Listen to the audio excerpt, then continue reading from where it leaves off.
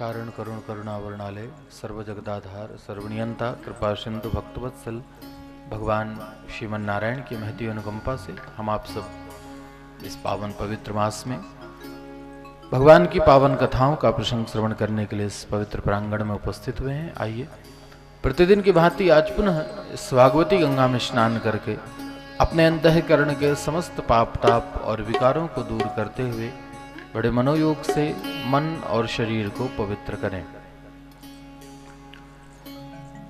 श्रीमद् भागवत का ये अद्भुत पावन प्रसंग जो हमारे जीवन में अनेक जन्मों के पुण्यों के अर्जन के फलस्वरूप प्राप्त होता है। ऐसी प्रभु की अनुकंपा हुई कि हम आप सब भी 7 दिन का ये एक पावन सुकृत करने के लिए अपने जीवन में कृत संकल्पित होकर के यहाँ पर उपस्थित हो रहे हैं। भगवान के वांगमय स्वरूप विग्रह का दर्शन श्रीमद् भागवत कथा के माध्यम से हम आप सब करेंगे। 7 दिवसीय ज्ञान यज्ञ 7 दिनों में ही परमात्मा के श्रेष्ठ स्वरूप का ज्ञान हमारे जीवन में हमें प्रदान कर देने वाला है, क्योंकि श्रीमद् भागवत जो स्वयं एक ज्ञान स्वरूप है, वास्तव में हमारे जीवन में ज्ञान का स्वरूप ही ये होता है। ज्ञान का मतलब होता है जान लेना। तो जिसकी कथा सुनने है उसको जानना है, वो कृष्ण तत्व क्या है, वो भागवत तत्व क्या है, जिसे 7 दिन तक हम कथा के माध्यम से सुनेंगे। भगवान के पावन चरित्रों के माध्यम से हमें उस अपने लक्ष्य तक पहुंचना है। 7 दिनों का ये ज्ञान सत्र अभ्यास के रूप में उपस्थित हुआ। वास्तव में कथा सुनना और सुनाना तो केवल एक व्यवहारिक रीति है कि एक वक्ता कथा सुनाएंगे और श्रोता कथा सुनेंगे। ये तो एक व्यवहारिक रूप है जो हमें दृष्टिगोचर होता, जो दिखाई देता। देखने में यही प्रतीत होता कि एक वक्ता कथा सुना रहे हैं, बाकी श्रोता बैठ करके कथा सुनते हैं। दृष्टिगोचर तो यही तत्व है। पर वास्तव में भगवान के चरित्र को क्या कोई सुना सकता है या कोई सुन सकता? हरि अनंत हरि कथा अनंता, ऐसा अद्भुत चरित्र है कि न तो किसी की वाणी में ये सामर्थ्य है कि उस तत्व का वो वर्णन कर सके, और ना ही किसी में ये सामर्थ्य है कि उसको अपने जीवन में सुन सके। तो ये श्रीमद् भागवत का ज्ञान सत्र हमारे जीवन में किस रूप में प्रस्तुत होता है? बोले एक स्वाध्याय का रूप है। केवल अपने जीवन में जो भी हमने सुना, जो भी कहा, जो अपने जीवन में अनुभव कर लिया, 7 दिन के लिए उसका एक स्वाध्याय कर लेना, फिर उसी बात को अपने जीवन में पुनः स्मरण कर लेना। यही एक कथा का सत्र है, यही एक ज्ञान सत्र के रूप में उपस्थित होता है। तो ना तो वक्ता कथा सुनाएगा और न श्रोता कथा सुनेंगे। ये तो बस आपस में बैठ करके 7 दिनों का एक स्वाध्याय है। प्रेमाग्रह आप लोगों का हुआ, उस प्रेम पूर्वक आग्रह से वक्ता को आपने व्यासपीठ पर बिठाया कि महाराज कथा सुनाइए। तो उसने अपने स्वाध्याय की बात आपसे कह दी, आपने उस स्वाध्याय की बात को सुन करके उसका मनन कर लिया, उसका आत्मचिंतन कर लिया। तो इसमें किसी की कोई विशेषता नहीं है, कोई विशिष्ट बात नहीं है। हमारे जीवन का पूर्वाग्रह एक स्वाध्याय के रूप में उपस्थित हो गया। तो 7 दिन तक इस भागवत प्रांगण में बैठ करके भगवान के चरित्रों का स्वाध्याय करेंगे। हम अपने जीवन की जो भी विशुद्धियां हैं, जो भी हमारे जीवन की विसंगतियां हैं, उसको दूर करने का प्रयत्न करेंगे। बस एक यही रूप होता है। वास्तव में ये श्रीमद् भागवत तो एक दर्पण का स्वरूप है। सुबह सुबह प्रातः काल उठ करके या स्नान करने के बाद हम आप सब दर्पण देखते हैं ना। अब दर्पण में क्या देखते हो? दर्पण में अपनी मुखाकृति देखते हैं। अपना मुख देखा, मुख में यदि कहीं कोई दाग लगा हुआ है तो उसको ऐसे तो नहीं छोड़ दिया जाता। यदि दर्पण में कोई काला दाग दिख गया या कुछ भी अपने चेहरे पर दिखाई दे रहा तो उसको रुमाल लेकर के जल से उसको साफ कर दिया जाता है। दर्पण में देखने का कार्य ही है। तो 7 दिन तक इस भगवत चरित्र रूपी दर्पण में हम अपने जीवन की गतिविधियां उनका दर्शन करेंगे। और यदि उसमें हमें ऐसा लगे कि हाँ इसमें कुछ गलतियां हैं हमारे जीवन में, तो उन गलतियों को सुधारने का प्रयत्न करना है। बस एक यही रूप है कथा का कि 7 दिन तक कथा सुने, कथा सुन करके अपने चरित्र को, अपने अनुगत स्वभाव का दर्शन करने के बाद यदि हमें ऐसा लगता है कि हमारे जीवन में कुछ विसंगतियां हैं तो उनको दूर कर लिया जाए, उनको स्वच्छ कर लिया जाए, ताकि दर्पण में हमारा एक स्वच्छ प्रतिबिंब पुनः प्रकट होकर के हमें आनंद दे सके। आनंद तभी होता है ना जब चेहरा साफ सुथरा हो, दर्पण में हम अच्छे दिख रहे हो तो मन में आनंद होता है। दर्पण देखा, चेहरा अच्छा नहीं दिख रहा तो मन हतोत्साहित हो जाता है कि नहीं अभी चेहरा ठीक नहीं लग रहा है, उसको ठीक कर लें। तो जीवन में आनंद की अनुभूति कब होगी? जब हम आत्मदर्शन कर लेंगे। उस भगवत चरित्र रूपी दर्पण में अपने स्वरूप को देख करके जब आत्मदर्शन करें, आत्मदर्शन एक स्वच्छ रूप में यदि प्रकट होता है तो हमारे जीवन में एक आनंद की अनुभूति होती है। तो उसी आनंद की अनुभूति का जीवन में अनुभव करने के लिए 7 दिन के लिए इस अभ्यास सत्र में आना पड़ता है। बीच बीच में यह अभ्यास सत्र हमें अपने जीवन में स्वीकार करते रहना चाहिए। 7 दिन के लिए कभी ऐसा मौका मिले तो उस अभ्यास सत्र में पहुंच जाइए, अवकाश लेकर के। संसार के कितने भी आवश्यक कार्य हों, पर उन आवश्यक कार्यों से 7 दिन का अवकाश लेकर के इस अभ्यास सत्र में, इस स्वाध्याय सत्र में जरूर जाइए। जीवन की विसंगतियां दूर हो जाएंगी, जीवन की जो गलतियां हैं उनको सुधारने का एक अवसर मिलेगा। जैसे हमारे जीवन में हम लोग गाड़ियों में चलते ना, तो बीच बीच में गाड़ियों की सर्विसिंग करने के लिए गैरेज में देना पड़ता है। कुछ भी गलती होती तो फिर उसको मैकेनिक उसको सुधारता है। अब उसमें ये जरूरी नहीं कि कोई पुरानी गाड़ी हो तो उसको ही गैरेज में डालना, नई हो चाहे पुरानी। एक आवश्यक समय सीमा निर्धारित करके सबको गैरेज में भेजना पड़ता है, चाहे वो नई हो चाहे पुरानी। उसमें जो भी विसंगतियां होंगी उसको दूर करके फिर आपके चलने योग्य उसको बनाया जाएगा। तो ऐसा ये भगवत भागवत चरित्र का व्यास जी महाराज का या सुखदेव जी महाराज का एक गैरेज है। हम अपने जीवन की गाड़ी को 7 दिन के लिए इसमें भेज दो। अब वहां तो 1 दिन के लिए भेजते हो, सुबह भैया आप कहोगे कि महाराज शाम को लौटा देना, हमको जरूरी काम से जाना। पर यहाँ 1 दिन में तो नहीं होगा, यहाँ 7 दिन छोड़ना पड़ेगा। अपनी गाड़ी को यहाँ 7 दिन तक छोड़िए, 7 दिन तक इसका चेकअप होगा, क्या क्या विसंगतियां हैं उनको दूर किया जाएगा। तो इस अभ्यास सत्र में 7 दिन के लिए उपस्थित होकर के हम आप सब यही प्रयत्न करते हैं कि यदि जीवन के कुछ ऐसे विकार तत्व हैं तो उनको हम दूर कर लें इस अभ्यास सत्र में आकर के। श्रीमद् भागवत का ये अद्भुत पावन प्रसंग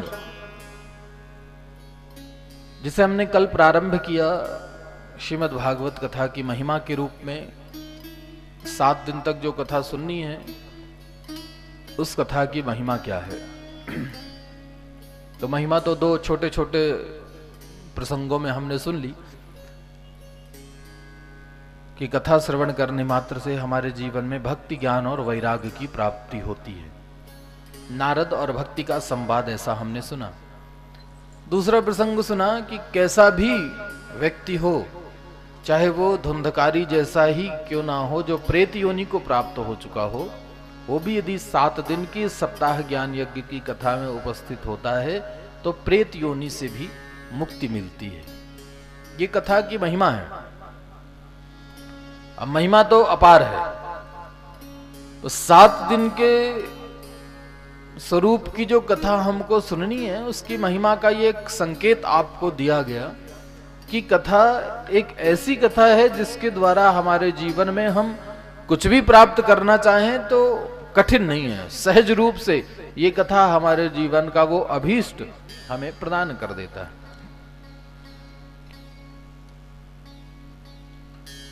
तो ऐसी ये कथा जो हमारे जीवन के कल्मशों को विनाश करने वाली है, मुक्ति के हेतु भक्ति विलासकारी, मुक्ति को प्रदान करती है, जिसके श्रवण करने मात्र से भक्ति हमारे हृदय में नृत्य करने लगे। ऐसी ये श्रीमद् भागवत की कथा का महात्म रूप हमने दर्शन किया। अब महात्म के बाद कथा का प्रसंग दर्शन करना है। श्रीमद् भागवत की जो अद्भुत कथा है, उस परम पावनी कथा का स्वरूप क्या है। तो सामान्य परिचय के रूप में 12 स्कंधों की कथा है। श्रीमद् भागवत में 12 स्कंध हैं, 335 अध्याय हैं। इसमें 18,000 श्लोकों की पारमहंस संहिता है। 18,000 श्लोक हैं श्रीमद् भागवत के, जिसमें वक्ता और श्रोताओं के बड़े अद्भुत अद्भुत प्रसंग हैं जो संवाद के रूप में प्रस्तुत होते हैं। दो भक्तों के बीच में जो बातचीत होती ना, वो संवाद के रूप में प्रकट होती है। दो ज्ञानियों के बीच में यदि कोई बात हो, दो विद्वानों के बीच में कोई बात होती है तो वो विवाद का रूप ले लेती है। उसको कहते हैं वाद विवाद। प्रतियोगिताएं होती है ना, बोले वाद विवाद प्रतियोगिता है, एक दूसरे की बातों का खंडन करना अपने तर्क दे करके, वो वाद विवाद है। यहां कोई वाद विवाद नहीं होता, यहां संवाद होता है। श्रद्धा पूर्वक वक्ता की बात को श्रोता सुनता है और श्रोता भी श्रद्धा पूर्वक जो बात अपनी जिज्ञासा के रूप में प्रस्तुत करता है, श्रोता उस जिज्ञासा का उसी आधार पर उसको प्रस्तुतिकरण कथा के रूप में करता है। तो ये एक संवाद का रूप है। दो आचार्यों के बीच में, दो भक्तों के बीच में जो भी बातचीत होगी उसको संवाद के रूप में हम दर्शन करेंगे। तो श्रीमद् भागवत की कथा के रूप में जितने भी वक्ताओं और श्रोताओं का प्रसंग उपस्थित होता है वो एक संवाद के रूप में। तो कभी सूत और शौनक संवाद उपस्थित होगा, कभी सुखदेव और परीक्षित के मध्य संवाद होता है, कभी विदुर और मैत्रेय के बीच में संवाद होंगे। अनेक वक्ताओं और श्रोताओं के मध्य ये संवाद की चर्चा है। 7 दिन तक इस अद्भुत ग्रंथ के रूप में भगवान के जिस वांगमय स्वरूप का हमको दर्शन करना है, आइए उस परम पावनी कथा में प्रवेश करते हैं। जैसा कि आपको नियम बताया गया, किसी भी शुभ कार्य में प्रवेश करिए तो सबसे पहले मंगलाचरण जरूर करना चाहिए। तो श्रीमद् भागवत कथा का भी शुभारंभ एक श्रेष्ठ मंगलाचरण के रूप में प्रस्तुत होता है। आइए प्रवेश करते हैं श्रीमद् भागवत की कथा में। जन्माद्यस्य यतोऽन्वयादितरतः चार्थेषु विज्ञः स्वराट् तेने ब्रह्महृदायादिकवये मुह्यन्ति यत्सूरयः तेजो वारिमृदां यथा विनिमयो यत्र त्रिसर्गो मृषा धाम्ना स्वेन सदा निरस्तकुहकं सत्यं परं धीमहि।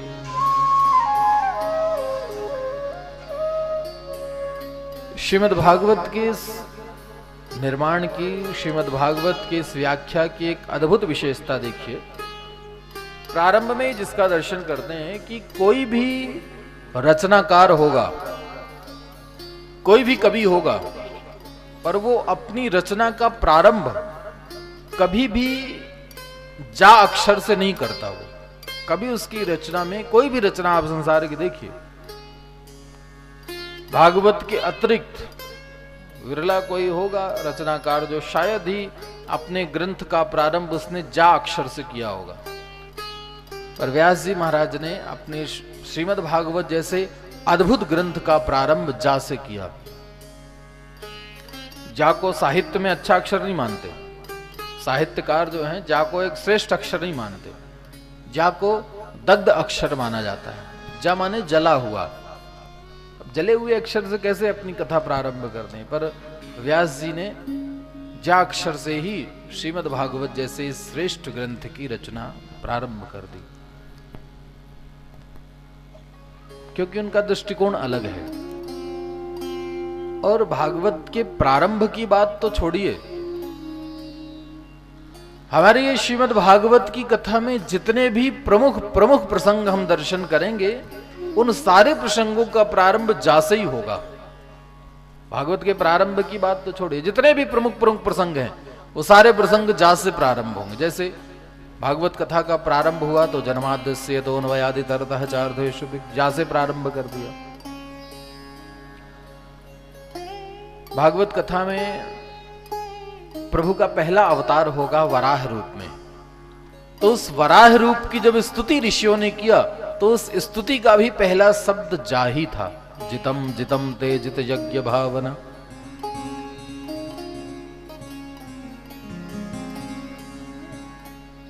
भागवत का सबसे आनंदमय विषय है गोपी गीत, जिसमें श्रीमद् भागवत का संपूर्ण सार समर्पित कर दिया गया है, समाहित कर दिया गया है। उस गोपी गीत का भी प्रारंभ जा से ही हुआ। जयति तेधिकम जनमना ब्रजा। श्रीमद् भागवत का सबसे क्लिष्ट विषय वेद स्तुति। वेदों ने भगवान की स्तुति की, ये श्रीमद् भागवत का सबसे क्लिष्ट विषय है, दशम स्कंद का सबसे कठिन विषय। और इस वेद स्तुति रूपी विषय का प्रारंभ भी किया तो जा से। जय जय जय जाम जित दोष गृभीत गुणाम। तो भागवत के जितने भी प्रमुख प्रमुख प्रकरण हैं वो सारे प्रकरण जा से ही प्रारंभ किए। क्यों? व्यास जी कहते हैं कि भगवान से मिलना है तो भगवान से मिलने के लिए जब तक जलोगे नहीं तब तक भगवान नहीं मिलेंगे। गोपियां भगवान के दर्शन प्राप्त करने के लिए उनका हृदय विरह से दग्ध हो गया, विरह से जल गया, तब उनके मुख से जो गीत निकला वो गोपी गीत हुआ। जयति तेधिकम जन। हृदय जला तो गोपी गीत प्रकट हो गया। ऋषियों का हृदय जला। हिरण्याक्ष हिरण्यकश्यप जैसे दुष्टों की यातनाओं को देख करके पृथ्वी के उद्धार के लिए जब उनका हृदय दग्ध होने लगा तो उन्होंने भगवान के स्वरूप की स्तुति की। जितम जितम तेजित यज्ञ भावना। वाराह रूप में भगवान आ गए। वेदों का हृदय दग्ध हो गया। उस परमात्मा के वास्तविक स्वरूप का ज्ञान वेद भी जानना चाहता है, तो स्वयं वेदों का हृदय जब उस परमात्मा के स्वरूप को जानने के लिए दग्ध हुआ तो स्तुति कर दी उन्होंने। जय जय जय जाम दोष गृभीत गुणाम। ऐसे ही जब जीव का हृदय उस परमात्मा के स्वरूप को जानने के लिए दग्ध होता है, व्यास जी का हृदय जब संसार के कल्याण के लिए दग्ध हुआ तो उनके मुख से ये श्रीमद् भागवत जैसा ग्रंथ प्रकट हो गया, जिसका प्रारंभ उन्होंने जन्माद्यस्य तोऽन्वयादितरतः चार्धेषु विज्ञः सुराट इस पहले मंगलाचरण रूपी श्लोक के रूप में प्रस्तुत कर दिया। प्रारंभ किया जा से। भगवान के इस अद्भुत श्रीमद् भागवत रूपी स्वरूप में हम परमात्मा के उस सत्य स्वरूप का लक्षण जानेंगे। भगवान परम सत्य हैं, परम सत्यात्मक स्वरूप परमात्मा है। ऐसा सार्वभौम मंगलाचरण है कि किसी प्रकार की अपेक्षा नहीं है, किसी प्रकार का पक्षपात नहीं है। निरपेक्ष ग्रंथ होने के कारण इस ग्रंथ का मंगलाचरण सत्यम परम धीमहि के रूप में प्रकट कर दिया गया। किसका ध्यान करना है हमको? व्यास जी कहते हैं जो परम सत्यात्मक स्वरूप परमात्मा है, उस परम सत्य स्वरूप का हम ध्यान करते हैं। भागवत की बड़ी विशेषताएं हैं। कोई भी ग्रंथ श्रेष्ठ यश को या कीर्ति को कैसे प्राप्त करता है? जब उसमें 3 बार मंगलाचरण किया जाए तब वो ग्रंथ विशेष ख्याति को प्राप्त करता है। किसी भी ग्रंथ के प्रारंभ में, उस ग्रंथ के मध्य में और उस ग्रंथ के अंत में, तीनों स्थानों पर यदि मंगलाचरण कर लिया जाए तो वो ग्रंथ विशिष्ट होता है, ख्याति को प्राप्त होता है। तो श्रीमद् भागवत में तीनों स्थानों पर भगवान का मंगलाचरण सत्य स्वरूप में ही किया गया है। एक ही रूप में तीनों स्थानों पर भगवान का यह मंगलाचरण प्रस्तुत किया गया। अभी पहला श्लोक हमने देखा तो व्यास जी महाराज मंगलाचरण करते हैं, सत्यम परम धीमहि, प्रभु हम आपके सत्य स्वरूप का ध्यान करते हैं। ग्रंथ मध्यानि, ग्रंथ के मध्य स्थान में, भागवत का मध्य स्थान माने दशम स्कंध, तो मध्य स्थान में भी मंगलाचरण किया। जब देवताओं ने भगवान कृष्ण के प्रकट होने के समय गर्भगत कृष्ण की स्तुति की, तो उस स्तुति में उन्होंने सत्य स्वरूप में ही भगवान का प्रतिपादन किया। सत्यव्रतम सत्यपरम ति सत्यम सत्यस्य योनिम निहितम च सत्ये सत्यस्य सत्यमृत सत्यनेत्रम सत्यात्मकम त्वाम शरणम प्रपन्ना। प्रभु आप सत्यात्मक स्वरूप हैं, हम आपके उस सत्य स्वरूप को प्रणाम करते हैं। ये मध्य की बात हो गई। ग्रंथांत, ग्रंथ के अंत में 12वें स्कंध के विश्राम स्थान पर भी व्यास जी ने जब मंगलाचरण किया तो वहां पर भी कस्मै येन विभाषितो यमतुलः ज्ञान प्रदीपः पुरा में भी सत्यम परम धीमहि कह करके ही भगवान के स्वरूप का मंगलाचरण किया गया। तो ये तो बड़ी अद्भुत चमत्कारिक बात है कि व्यास जी महाराज ने तीनों स्थानों पर भगवान का मंगलाचरण किया, तो उस मंगलाचरण में उन्होंने सत्य स्वरूप का ही प्रतिपादन किया है। परमात्मा को एक सत्य स्वरूप में ही स्थापित करने का प्रयास किया है। हम अपने जीवन में ये बात निष्ठापूर्वक जान लें कि एक वो परब्रह्म परमात्मा सत्य है, वो चाहे किसी भी रूप में आया हो, उसमें कोई भेदभाव नहीं है। क्योंकि कोई भी व्यक्ति है वो अपने जीवन में अपने इष्ट को सत्य ही मानता है, उसका चाहे कोई भी इष्ट हो। यदि कोई राम का भक्त है तो वो राम को ही सत्य मानेगा, मेरे राम ही सत्य हैं। कृष्ण को मानने वाला कृष्ण को ही सत्य मानेगा। और अन्य धर्मों में भी दूसरे धर्माचार्य भी अपने ही धर्मावलंबी इष्ट को सत्य मानते हैं। इसलिए ये भागवत निरपेक्ष ग्रंथ है, कोई पक्षपात नहीं है। सत्यम परम धीमहि, प्रभु हम आपको सार्वभौम सर्वव्यापक सत्यात्मक स्वरूप को प्रणाम करते हैं। क्यों प्रणाम करते हैं? क्योंकि आपका प्रभाव ऐसा है प्रभु, आपका लक्षण ऐसा है प्रभु, आपका स्वभाव ऐसा है। कैसा स्वभाव है? बोले जन्माद्यस्य यतः। ब्रह्म सूत्र का दूसरा सूत्र है ये, जन्माद्यस्य यतः। ईश्वर को जानने के लिए, ब्रह्म को जानने के लिए ब्रह्म सूत्र का अध्ययन करना आवश्यक होता है, ब्रह्म सूत्र को जानना आवश्यक होता है। व्यास जी महाराज ने ब्रह्म सूत्र लिखा, छोटे छोटे सूत्रों के माध्यम से ब्रह्म के स्वरूप की व्याख्या की है उसमें। तो जब भागवत कथा उनको लिखनी थी, प्रारंभ करनी थी, तो उन्होंने सोचा कि ये तो ब्रह्म का परिचय देने वाला ग्रंथ है सरल माध्यम से, तो जो बात मैं ब्रह्म सूत्र में नहीं कह पाया वही बात मैं भागवत के माध्यम से जन सामान्य के लिए प्रकट करूंगा। तो इसकी शुरुआत कैसे की जाए? तो सोचा ब्रह्म सूत्र ही शुरुआत कर दें। लेकिन यदि ब्रह्म सूत्र से शुरुआत करें तो फिर इसमें प्रवेश करने के लिए योग्यता चाहिए पड़ेगी, पहले से अधिकार पहले मांगने लगेंगे आपको। ब्रह्म सूत्र में आप ऐसे नहीं प्रवेश कर सकते। ब्रह्म सूत्र का अध्ययन करने से पहले आपको अधिकार चाहिए पड़ेगा, अधिकार संपन्न होना पड़ेगा। अधिकार कैसा? शम और दम, श्रुत वेद स्वाध्याय से संपन्न होकर के ही हम आप ब्रह्मसूत्र में प्रवेश कर सकते हैं। पहले से तैयारी करना पड़ेगा, तब ब्रह्मसूत्र में प्रवेश करोगे। तो सोचा यदि मैंने ब्रह्मसूत्र से भागवत कथा का प्रारंभ कर दिया तो फिर ये जन सामान्य का ग्रंथ रह ही नहीं जाएगा, ये तो फिर विशिष्ट लोगों का ब्रह्मसूत्र जैसा ग्रंथ होगा, जो केवल ज्ञानियों के लिए, जो केवल वेदादि अधिकार से संपन्न हो, वही इसमें प्रवेश कर पाएंगे। तो पहला सूत्र नहीं, छोड़ दिया पहला सूत्र, ब्रह्मसूत्र का दूसरा सूत्र ले लिया, जन्माद्यस्य यतः। पहला सूत्र है अथातो ब्रह्म जिज्ञासा, ब्रह्मसूत्र का पहला सूत्र है कि ब्रह्म की जिज्ञासा हो तो ब्रह्मसूत्र में प्रवेश करो। अथातो ब्रह्म जिज्ञासा, मेरे हृदय में ब्रह्म की जिज्ञासा है। और वो ब्रह्म है कैसा, जिसको आप जिज्ञासा रूप में जानना चाहते हो, जिसको जानने के लिए आप यहां पर आए हो, वो ब्रह्म कैसा है? कहा जन्माद्यस्य यतः, जिस ब्रह्म के द्वारा, जिस परम सत्यात्मक स्वरूप के द्वारा ये जन्मादि के प्रपंच होते हैं। जन्मादि की लीला जो है ना, इसको प्रपंच कहते हैं।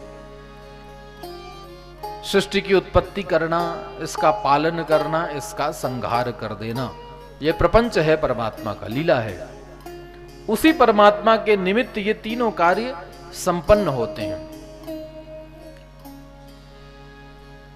तीनों ही लीलाओं के जो कारणभूत हैं परमात्मा, एकमात्र कारण है परमात्मा।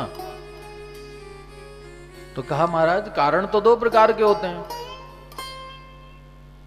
एक निमित्त कारण होता है, एक उपादान कारण होता है।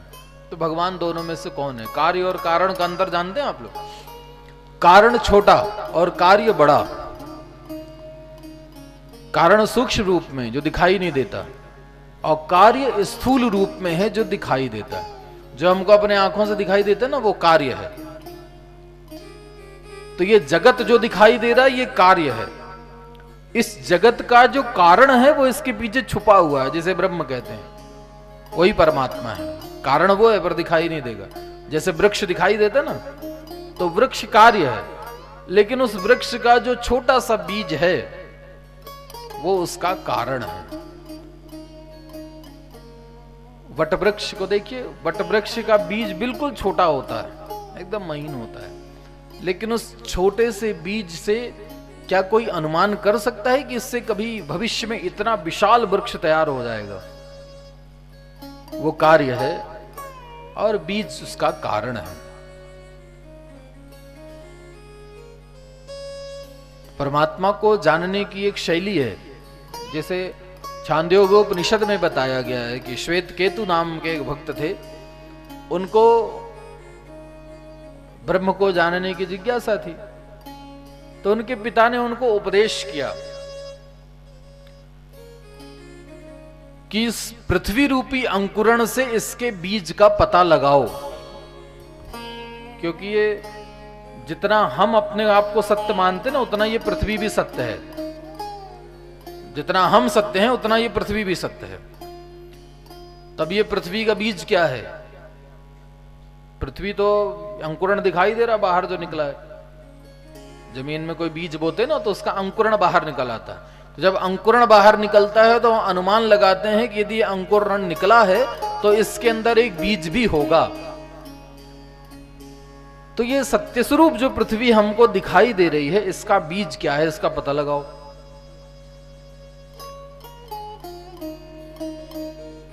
महाराज क्या है पृथ्वी का बीज? उपनिषदों में कहा गया, इस पृथ्वी का बीज है जल। जल से ये पृथ्वी बनी। तो ये कैसे संभव है? जल से पृथ्वी कैसे बन गई? बोले सहज बात है, पानी से बर्फ बन जाता है। जल है, जल से ठोस बन गया वो कठोर रूप में। और वही बर्फ जो है बिना पिघले कभी सैकड़ों वर्षों तक उसी बर्फ की अवस्था में रहा, और उसमें निरंतर जब सूर्य का प्रकाश पड़ता रहा तो उसने एक नीलम का रूप बना लिया, जिसको हम अपने हाथों में पहनते हैं ना, नीलम नग्न, वो जल से ही बना।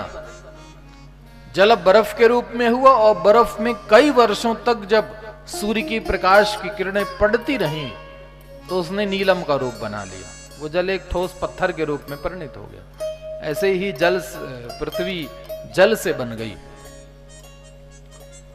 जल का प्रागट्य, बोले जल का प्रागट्य तेज से हुआ।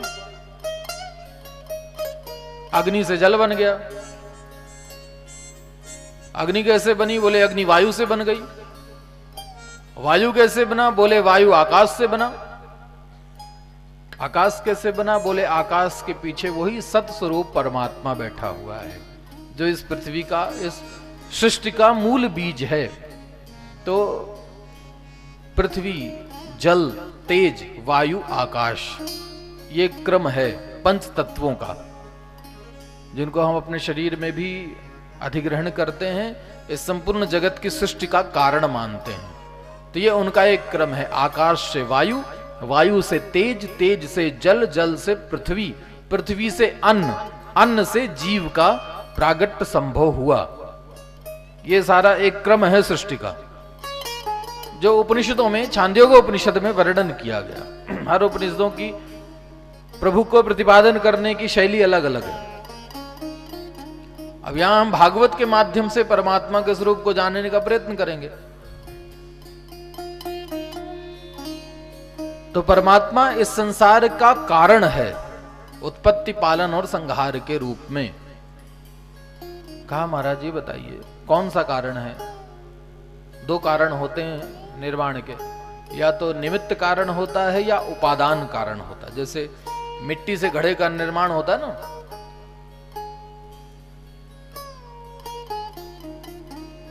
तब इसमें दो कारण दिखाएंगे आपको। कार्य तो घड़ा हो गया, जो बन करके तैयार हो गया वो कार्य हो गया, घड़े रूप में आपको कार्य दिखाई देने लगा। पर कार्य के पीछे दो कारण है, एक मिट्टी है, एक कुम्हार है। मिट्टी निमित्त कारण है, कुम्हार उपादान कारण है। तब ये सृष्टि जो दिखाई दे रही है, इसमें भगवान क्या है? मिट्टी है या कुम्हार है? प्रभु दोनों में से क्या है? या तो भगवान बनाने वाले हैं या फिर भगवान बनने वाले हैं। तो कहा भैया दोनों हैं, न वो कुम्हार है न केवल मिट्टी है, बनने वाला भी वही है और बनाने वाला भी वही है। इसलिए उसको न केवल निमित्त कहते, न केवल उपादान कहते, उसको अभिन्न निमित्तोपादान कारण कहा जाता है। भगवान का एक विशेषण है कि भगवान कैसे हैं? अभिन्न निमित्तोपादान कारण है इस संसार के, जिनके द्वारा ये जगत की रचना दिखाई देती है, जो अन्वय और व्यतिरेकतः परमात्मा के स्वरूप से संबंधित हैं। थोड़ा कठिन विषय है, पर इसको दो ध्यान से जब सुनोगे ना, इसको अधिग्रहण करोगे तो ये सरलता से समझ में आ जाता। अन्वय और व्यतिरेक का मतलब कि परमात्मा स्वयं तो इस लीला को करने वाले हैं, जगत की उत्पत्ति, पालन और संहार करते हैं, पर स्वयं ना तो कभी उनकी उत्पत्ति होती ना कभी उनका विनाश होता। ये व्यतिरेक है। ऐसे उस सत्य स्वरूप परमात्मा को हम प्रणाम करते हैं, जो अभिज्ञ स्वराट। अभिज्ञ माने सब कुछ जानता है, जो कुछ भी छिपा नहीं है उससे, सब कुछ दृष्टा रूप में जो विराजमान रहते हैं। जो स्वराट है स्वयं अपने प्रकाश से ही प्रकाशित हो सकता है। कल आपको बताया ना, प्रकाश और प्रकाशक का स्वरूप क्या होता है। प्रकाश माने जो प्रकाश देने वाला है, और प्रकाशक माने उस प्रकाश को जो प्रकाशित करने वाला है। पर भगवान स्वयं प्रकाश हैं और स्वयं प्रकाशक भी हैं। स्वयं भगवान प्रकाश रूप हैं और उस प्रकाश रूप को प्रकाशित करने वाली ये भागवत भी स्वयं प्रकाशक रूप में भगवान ही है। इसलिए भगवान स्वराट हैं, स्वेन राजते, जो अपने प्रकाश से स्वयं प्रकाशित हो रहा है, माध्यम की आवश्यकता नहीं है उसको। ऐसे उस सर्व सामर्थ्यवान परमात्मा को हम प्रणाम करते हैं। तेने ब्रह्म हृदयादि कवये मुह्यन्ति यत्सूरयः। जिन्होंने ब्रह्मा जी को संकल्प मात्र से कृष्ण वेदों का ज्ञान प्रदान कर दिया, उस परमात्मा को हम प्रणाम करते हैं। अगला लक्षण, तेजो वारि मृदाम यथा विनिमयो यत्र त्रिसर्गो मृषा। जो अमृषा रूप में हमको सृष्टि दिखाई दे रही, वास्तव वो मृषा है, वो झूठी है। पर कहा जदपि मृषा छूटत कठिनाई, है तो ये मृषा झूठा, लेकिन फिर भी ये झूठ जो है इसको छोड़ना बहुत कठिन होता है। ये संसार है तो झूठा, लेकिन उसको छोड़ना बहुत कठिन है। हम सब सुनते भी हैं, जानते भी हैं कि सब झूठ है। ज्ञान रूप हमको जब से पढ़ाया जाता है, बाल्यकाल से लेकर के वृद्धावस्था तक, हर बार आपको यही सिखाया जाता है कि संसार प्रपंच है, झूठा है, लेकिन फिर भी ये छूटता बहुत मुश्किल से, बहुत कठिन है इसको छोड़ देना। जानते हुए भी उसको छोड़ नहीं सकते हैं। तीनों कालों में असत्यवत सृष्टि है, पर सत्यवत दिखाई देती है। क्यों? क्योंकि परमात्मा ने इसको अपने तेज में धारण किया हुआ है। तो असत्य होने के कारण भी असत्यवत प्रतीत होगी। जैसे स्वप्न में देखा हुआ दृश्य, जब तक आप स्वप्नावस्था में होंगे तब तक स्वप्न में आपको जो दिखाई देगा आप उसी को सत्य रूप में अधिग्रहण करोगे।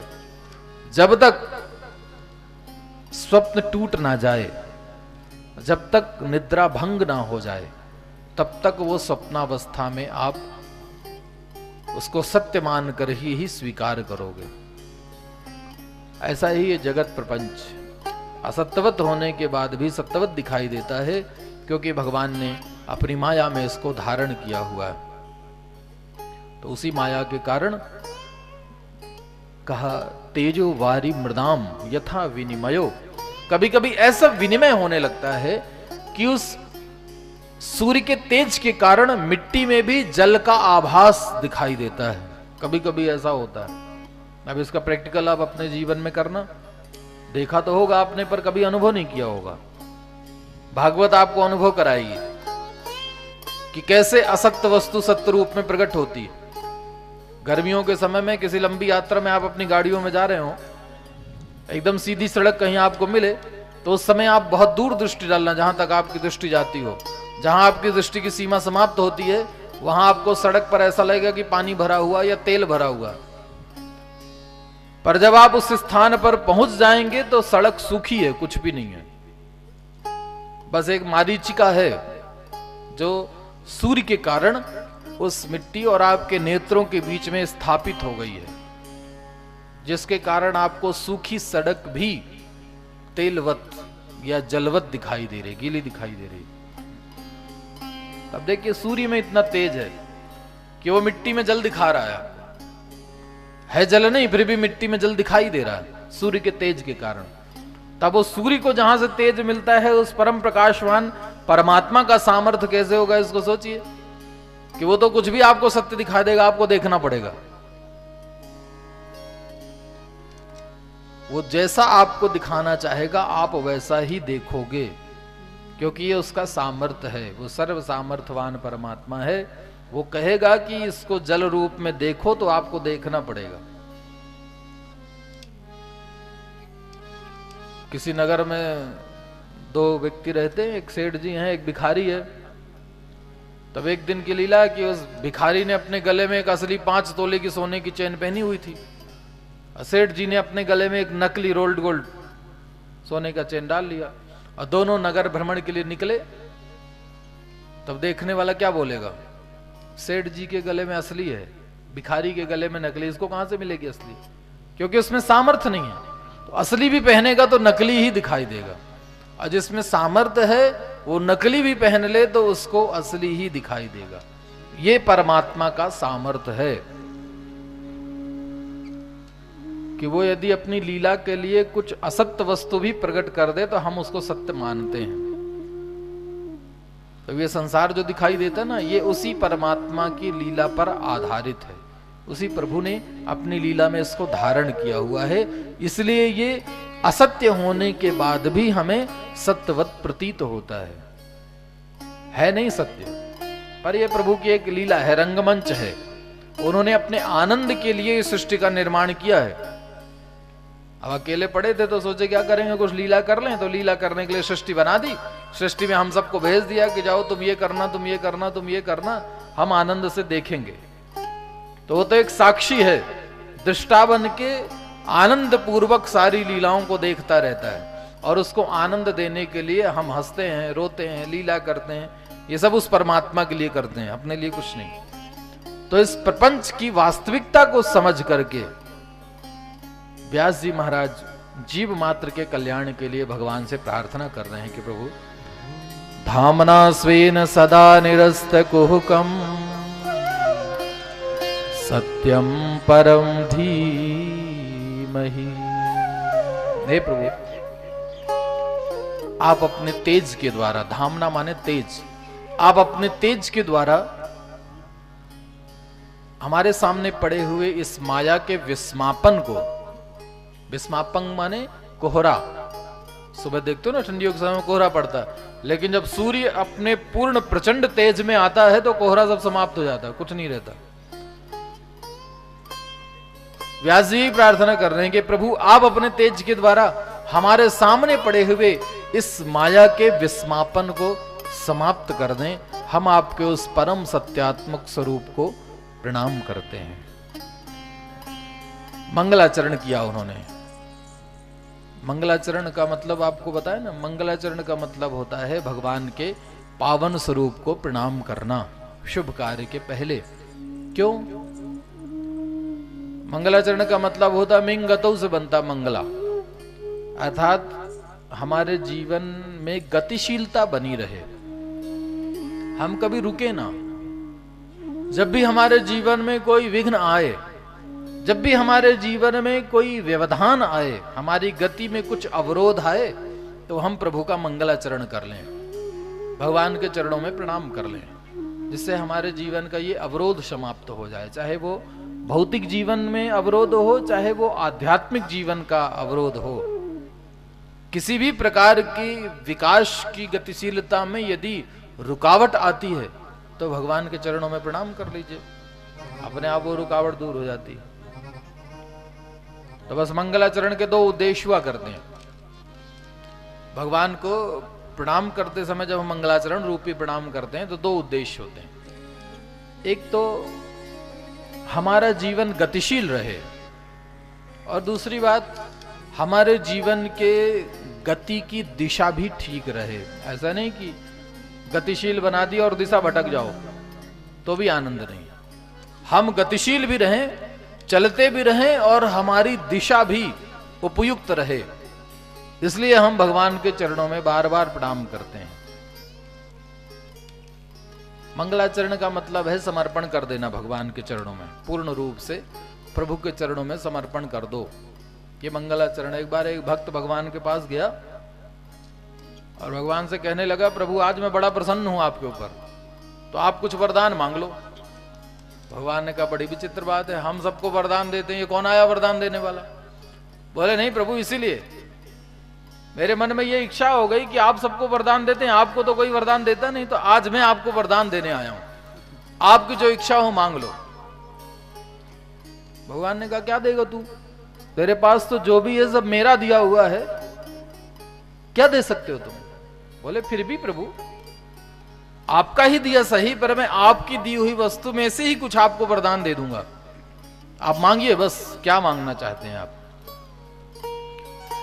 भगवान ने कहा देखो भाई, किसी को कुछ वरदान देना हो या किसी को कोई गिफ्ट देना हो तो ऐसी वस्तु देनी चाहिए जो उसके पास ना हो। आपके पास कोई वस्तु नहीं है और कोई वो वस्तु आपको ला कर दे दे तो कितना आनंद होता है। ये मेरे पास अभाव था, ये आ गया, कितना आनंद हो गया। तो बोला कि मेरे पास तो ऐसी कोई वस्तु है ही नहीं जिसका मेरे पास अभाव हो, सब कुछ तो है मेरे पास, मैं क्या लूं तुमसे? बोले फिर भी प्रभु सोचिए, शायद कोई ऐसी वस्तु हो जिसको लेकर के आप प्रसन्न हो जाओ, तो वो मांग लो आप, मैं दे दूंगा आज। भगवान ने कहा देखो वैसे तो मुझे कुछ चाहिए नहीं क्योंकि मेरे पास सब है, लेकिन अब तुमने जब इतना कुछ कहा है तो मैं विचार करके तुमसे वरदान मांगता हूं। मेरे पास भी सब कुछ था, लेकिन समय आने पर मेरे पास एक वस्तु का अभाव हो गया। एक ऐसी वस्तु है जो मेरे पास नहीं है। भक्त को आश्चर्य हो गया कि प्रभु आपके पास क्या नहीं है? बोले नहीं, ऐसी बात नहीं, वो वस्तु थी हमारे पास, लेकिन किसी ने चोरी कर ली। हाँ प्रभु, आपके घर में भी चोरी होने लगे तो संसार में कौन सुरक्षित होगा? बोले नहीं, चोरी भी हुई तो वो मेरी इच्छा से ही हुई। मेरी इच्छा थी कि ये वस्तु चोरी हो जाए। कौन सी वस्तु है प्रभु बताइए? बोले मेरा मन, जो मेरे भक्तों ने ले लिया, चोरी करके ले गए। अब मेरे पास मन नहीं है। अब तुम यदि मुझे वरदान ही देना चाहते हो तो बस मैं तुमसे मन ही मांगता हूं। तुम अपना मन मुझे दे दो बस, और कुछ नहीं चाहिए। वो भक्त भी आज देने के मूड में ही था कि देना तो है ही, जो भी मांगेंगे प्रभु। तो उसने भी एक पुष्प उठाया। पुष्प को पर्यायवाची रूप में सुमन भी कहते हैं ना। सुमन का मतलब सुंदर मन। तो उसने अपना एक सुंदर मन उठा करके भगवान के चरणों में समर्पित कर दिया। प्रणाम कर लिया प्रभु को। इसी प्रणाम को कहते हैं नमन। जब हमने अपना ये सुमन, अपना ये सुंदर मन भगवान के चरणों में समर्पित कर दिया तो हम नमन हो गए। नमन माने मन नहीं हमारे पास, हमने अपना मन भगवान के चरणों में रख दिया। इसको नमन कहते हैं। यही मंगलाचरण है, यही भगवान को प्रणाम करने का एक तरीका है। जब हम भगवान को प्रणाम करें तो अपना ये मन ही भगवान के चरणों में समर्पित कर दें। तन मन धन सब अर्पण बोलते हो ना आप लोग, तो भगवान कहते तन और धन तुम अपने पास रख लो, हमें केवल तुम्हारा मन चाहिए, अपना मन हमको समर्पण कर दो। ये भगवान का एक सुंदर मंगलाचरण व्यास जी महाराज ने जीव मात्र के कल्याण के लिए उनके चरणों में प्रणाम करके प्रकट कर दिया। भागवत के दूसरे श्लोक में भागवत की विषय वस्तु का दर्शन कराया गया। धर्म प्रोजित कई द्रवोत्र परमो निर्मत्सराणाम सता वेद्यम वास्तवमत्र वस्तु शिवदम तापत्रयोन्मूलनम्। श्रीमद्भागवते महामुनिकृते किं वा परैरीश्वरः सद्यो हृद्वरुद्धृते त्रिकृतभिः शुश्रूषुभिस्तक्षणा।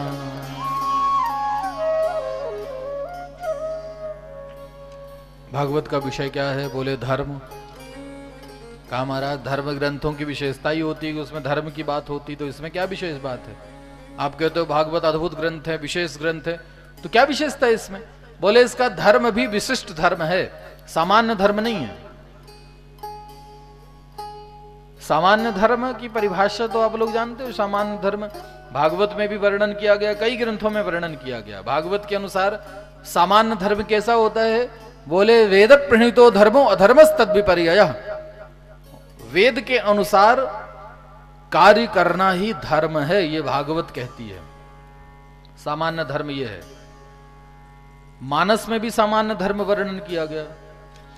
मानस का सामान्य धर्म क्या है? परहित सरिस धर्म नहीं भाई। परहित सरिस धर्म नहीं भाई। परहित सरिस धर्म नहीं भाई। परहित सरिस धर्म नहीं भाई।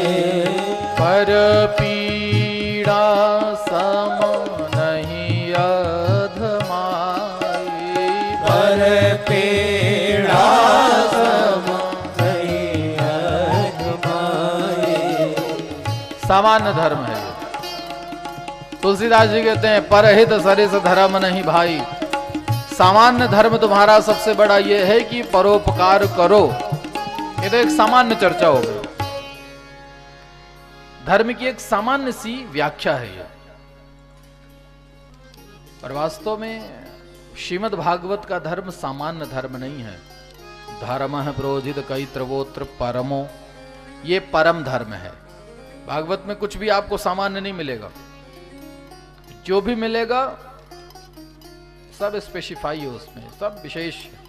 जो कुछ भी आप देखोगे, अभी अभी पहले श्लोक में देखा ना कि भागवत में भगवान का स्वरूप सत्य रूप में प्रतिपादित किया गया। तो क्या केवल भगवान सत्य हैं? बोले सत्य नहीं है। तो कैसे हैं? धामना स्वेन सदा निरस्त कुहुकम सत्यम परम धीमहि, परम सत्य है।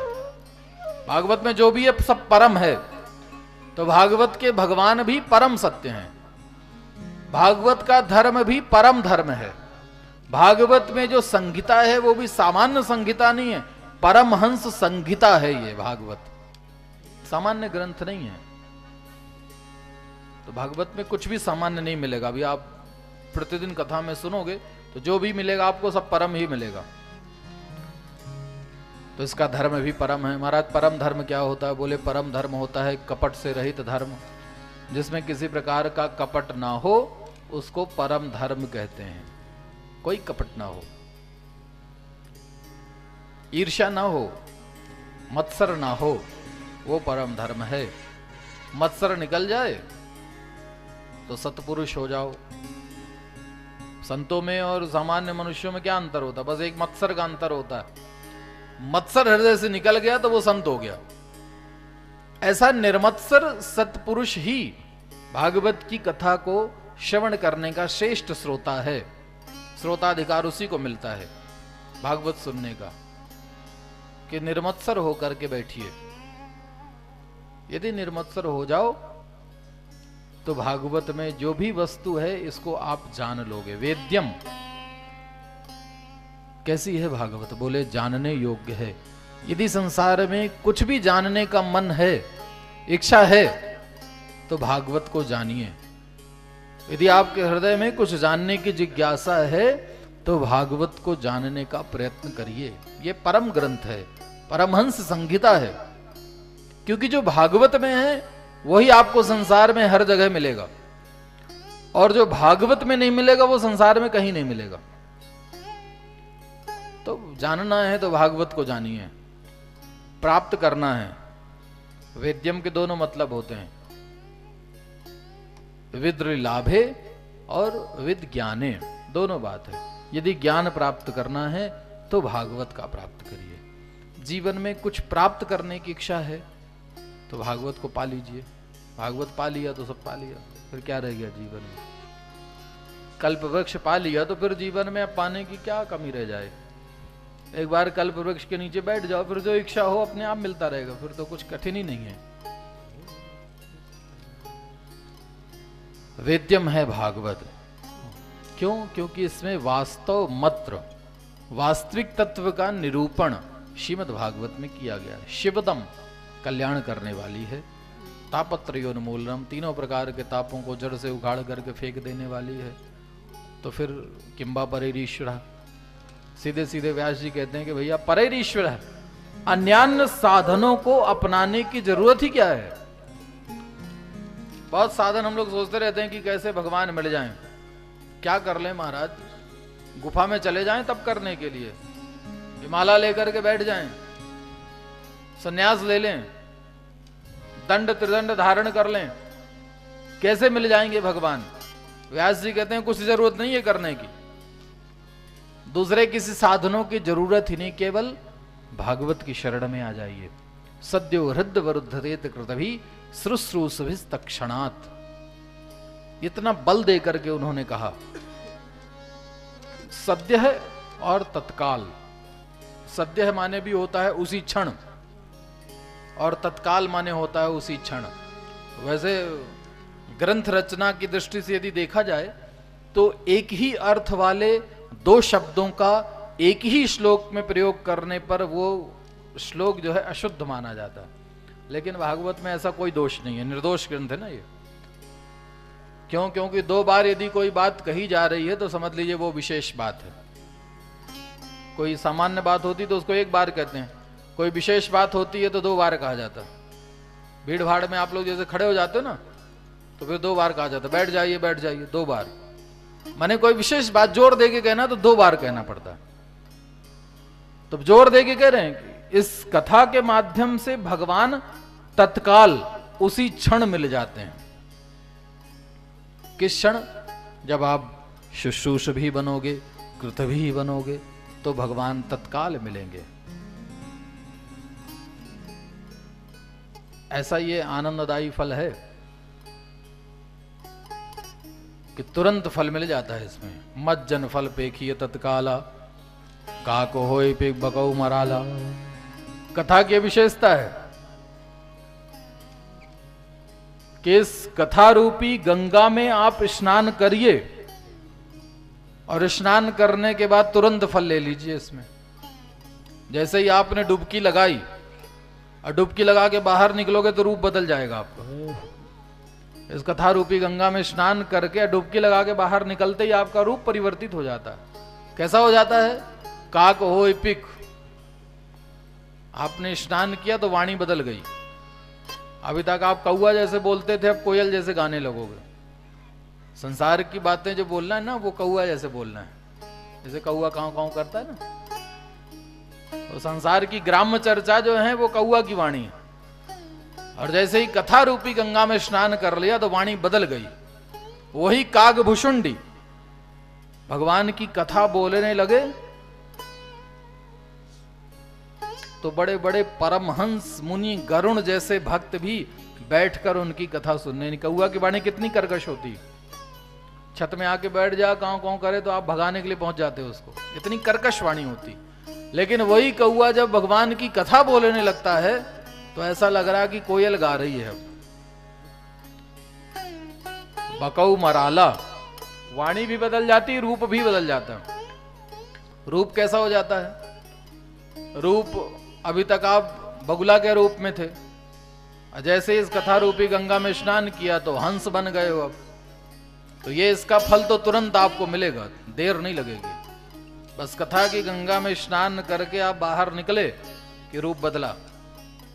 जैसे यहां से आप कथा सुन के जाते हो ना शाम को, तो बुद्धि एकदम परिवर्तित रहती है, सात्विक बुद्धि। रास्ते में कोई मिल जाए तो आप उससे भागवत की चर्चा करोगे, फिर घर पहुंचते पहुंचते भले वो सब डिलीट हो जाए, लेकिन यहां से थोड़ा देर के लिए उसका प्रभाव जरूर रहता है। तो ये इसके स्नान की महिमा है कि स्नान किया और तुरंत इसका फल जीवन में प्राप्त हो गया।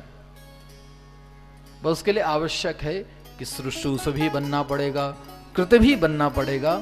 भगवान तुरंत हृदय में आकर के अवरुद्ध हो जाते हैं, बैठ जाते हैं प्रभु। और एक बार भगवान अवरुद्ध हो गए, बैठ गए ना, तो फिर निकलते नहीं है यहां से। एक बार भगवान को बिठा बस लीजिए हृदय में, भगवान के बैठते ही मार्ग अवरुद्ध हो जाता है। अवरुद्ध होने के बाद फिर भगवान बाहर नहीं निकल सकते। यह भागवत कथा की विशेषता है। कैसी है भागवत?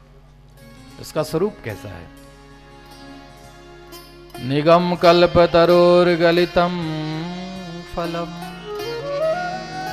शुक मुखादम दद्रव संयुतम पिबत भागवतम रसमालयम मुहुरहो रसिका भुवि भावुका। भागवत कैसी है? बोले निगम कल्प तरोर गलितम फलम। भागवतम ये एक गलितम फल है, पका हुआ फल है। फल है तो वृक्ष भी होगा। किसका फल है ये? कौन से वृक्ष का फल है? बोले निगम कल्प तरोर, ये वेद रूपी कल्प वृक्ष का पका हुआ फल है। निगम माने वेद। निगम क्यों बोलते हैं इसको? बोले नितराम बोधयति गमयति इति निगमः, जो निरंतर हमें बोध कराता है, जो निरंतर हमें ज्ञान कराता है, उसको कहते हैं वेद, उसको कहते हैं निगम। तो ये वेद रूपी कल्प वृक्ष का पका हुआ फल है। कल्प वृक्ष की विशेषता जानते हो ना, कि मन में जो इच्छा करो वो सब कुछ मिल जाए। यम यम चिंत्यते कामम तम तम प्राप्नोति निश्चितम। कल्प वृक्ष की विशेषता है कि अपने मन में जो जो कामना करो वो निश्चित रूप से मिलेगी। ऐसे अद्भुत कल्प वृक्ष का पका हुआ फल है भागवत। गलितम फलम, बहुत अच्छे से पक गया है डाल पर ही। तो जब फल डाल पर पकता है तो टूट करके गिरने लगता है। तो ये भागवत रूपी फल भी वेद रूपी कल्प वृक्ष के डाल पर पक गया, पक करके नीचे गिरने लगा। कभी फल नीचे गिर जाए तो मिट्टी से संपर्क होकर फूट जाता है, मिट्टी लग जाती, मटमैला हो जाता है। ये भी फल उस वृक्ष से टूट करके नीचे गिरा, लेकिन पृथ्वी से संपर्क नहीं हुआ इसका। शुकदेव जैसे महामुनि ने इसको अपनी गोद में ले लिया, नीचे नहीं गिरने दिया। कोई मल नहीं है इसमें, अमल कीर्ति का विस्तार है। बहुत मीठा फल है भागवत, बहुत मीठा है। फल पक जाता है तो मीठा होता है, लेकिन इसकी एक विशेषता है, शुक मुखाद मतद्रव संयुतम। मीठे फल में यदि कोई तोता अपनी चोंच मार दे तो और मीठा हो जाता है, उसकी मिठास दोगुनी हो जाती। तो ये फल भी बड़ा मीठा था, पर जब से भगवान शुकदेव जी ने इस भागवत कथा का गान कर दिया, तब से अब ये अमृत तत्व से भर गया है। अब इसमें अमृत भर गया है। तो कहा पिबत भागवतम रसमालयम, इस भागवत रूपी रस के आधान को निरंतर पियो, निरंतर पियो इसको। कब तक पीना है? आलयम, आलयम माने लय पर्यंत, लय पर्यंत माने जीवन पर्यंत। जब तक जीवन रहे तब तक इस कथा के रस का पान करते रहिए। एक बार कथा सुन ली और मन में ये भाव आ जाए कि बार बार वही वही कथा क्या सुनना, तो फिर आपने इसके आनंद को नहीं जाना। भी कथा का तो ये आनंद है, एक बार इसको पीने के बाद दोबारा जल्दी इसको पीने की आस लग जाए, जल्दी मिल जाए कथा। 2 बार पीने के बाद तीसरी बार इसकी भूख लग जाए कि भागवत मिल जाए, तब समझ लो कि आप भागवत रस का पान अभी बराबर कर रहे हो। और यदि तृप्ति हो गई तो फिर इसके रस को नहीं जान पाओगे। ये तो अतृप्त है रखने वाला। जितनी बार पियो उतनी बार इसकी प्यास बढ़ती चली जाए। तो पिबत भागवतम रसमालयम, इसको पीजिए। कब तक पिए? जब तक जीवन रहे तब तक पियो।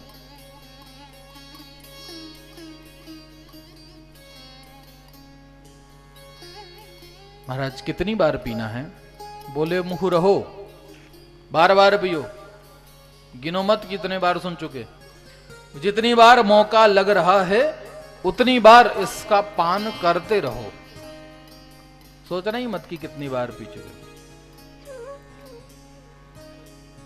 लेकिन कौन पिए महाराज? क्या सब लोग पिए? बोले सबको नहीं।